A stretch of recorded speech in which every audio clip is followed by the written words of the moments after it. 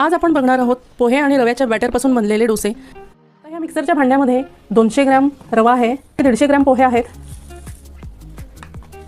आणि हे दही 100 ग्रॅम आहे। हे सगळं मिक्स करायचं आहे। चवीपुरतं मीठ घालणार आहोत। तर हे आता आपण मिक्सरमध्ये बारीक करून घेऊया। आता आपलं हे बॅटर बनवून रेडी आहे, मी तुम्हाला दाखवते।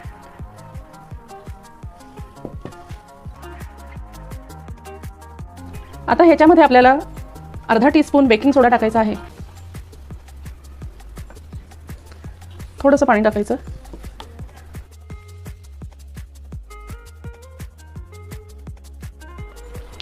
अशा प्रकारे आपण तव्याला थोडंसं तेल लावून घ्यायचं आहे, पसरवून घ्यायचं आहे। तुम्हाला जर उत्तप्पम सारखं फार जाड डोसे हवे असतील तर तुम्ही पळीने पसरवले नाही तरीही चालतील।